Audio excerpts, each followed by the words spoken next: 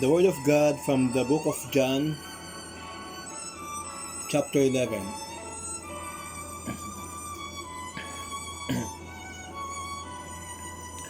Now a certain man was sick, Lazarus of Bethany, the town of Mary, and her sister Martha. It was that Mary who anointed the Lord with fragrant oil and wiped his feet with her hair, whose brother Lazarus was sick. Therefore, the sisters sent to him, saying, Lord, behold, he whom you love is sick.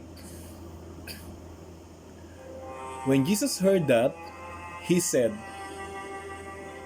This sickness is not unto death, but for the glory of God, that the Son of God may be glorified through it. Now Jesus loved Martha and her sister and Lazarus. So when he heard that he was sick, he stayed 2 more days in the place where he was. Then after this, he said to the disciples, Let us go to Judea again. The disciples said to him, Rabbi, lately the Jews sought to stone you, and are you going there again? Jesus answered, Are there not 12 hours in the day? If anyone walks in the day, he does not stumble, because he sees the light of this world. But if one walks in the night, he stumbles, because the light is not in him. These things he said, and after that he said to them, Our friend Lazarus sleeps, but I go that I may wake him up.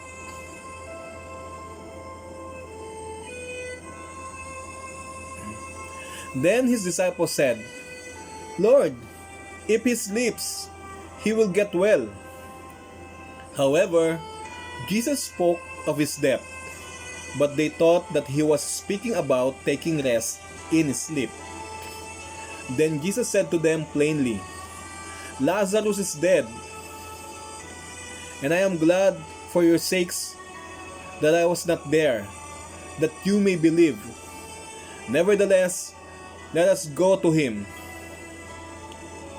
Then Thomas, who is called the twin, said to his fellow disciples, Let us also go, that we may die with him. So when Jesus came, he found that he had already been in the tomb 4 days. Now Bethany was near Jerusalem, about 2 miles away, and many of the Jews had joined the women around Martha and Mary to comfort them concerning their brother. Then Martha, as soon as she heard that Jesus was coming, went and met him, but Mary was sitting in the house. Then Martha said to Jesus, Lord, if you had been there, my brother would not have died. But even now I know that whatever you ask of God, God will give you. Jesus said to her, Your brother will rise again. Martha said to him, I know that he will rise again in the resurrection at the last day. Jesus said to her, I am the resurrection and the life. He who believes in me, though he may die, he shall live. And whoever lives and believes in me shall never die. Do you believe this? She said to him, Yes, Lord, I believe that you are the Christ, the Son of God, who is to come into the world.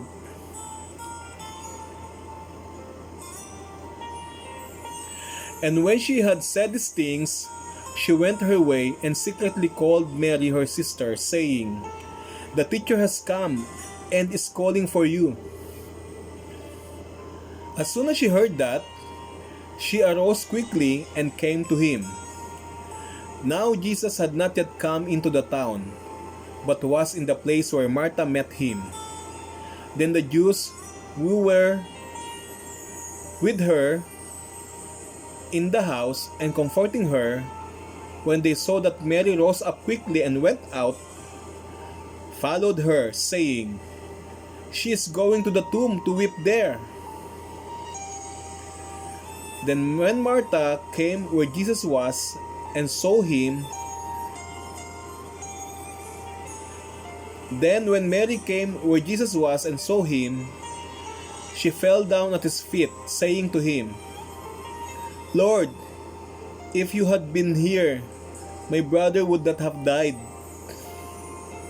Therefore, when Jesus saw her weeping, and the Jews who came with her weeping, he groaned in the spirit and was troubled. And he said, "Where have you laid him?" They said to him, "Lord, come and see." Jesus wept. Then the Jews said, "See how he loved him?" And some of them said, "Could not this man who opened the eyes of the blind also have kept this man from dying?" Then Jesus again, groaning in himself, came to the tomb. It was a cave, and a stone lay against it. Jesus said, "Take away the stone." Martha, the sister of him who was dead, said to him, "Lord, by this time there is a stench, for he has been dead 4 days." Jesus said to her, "Did I not say to you that if you would believe, you would see the glory of God?" Then they took away the stone from the place where the dead man was lying. And Jesus lifted up his eyes and said, "Father, I thank you that you have heard me, and I know that you always hear me. But because of the people who are standing by, I said this, that they may believe that you sent me." Now, when he had said these things, he cried with a loud voice, "Lazarus, come forth!" And he who had died came out, bound hand and foot with grave clothes, and his face was wrapped with a cloth. Jesus said to them, "Loose him and let him go." Then many of the Jews who had come to Mary and had seen the things Jesus did believed in him. But some of them went away to the Pharisees and told them the things Jesus did. Then the chief priests and the Pharisees gathered the council and said, "What shall we do? For this man works many signs. If we let him alone like this, everyone will believe in him, and the Romans will come and take away both our place and nation."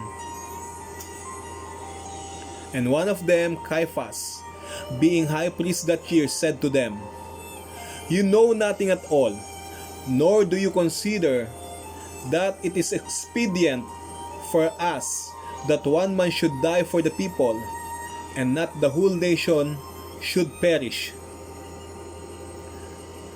Now this he did not say on his own authority, but being high priest that year, he prophesied that Jesus would die for the nation, and not for that nation only, but also that he would gather together in one the children of God who were scattered abroad. Then from that day on, they plotted to put him to death. Therefore Jesus no longer walked openly among the Jews, but went from there into the country near the wilderness, to a city called Ephraim, and there remained with his disciples. And the Passover of the Jews was near, and many went from the country up to Jerusalem before the Passover to purify themselves. Then they sought Jesus and spoke among themselves as they stood in the temple, "What do you think, that he will not come to the feast?" Now both the chief priests and the Pharisees had given a command that if anyone knew where he was, he should report it, that they might seize him. Thank you, Lord. Amen.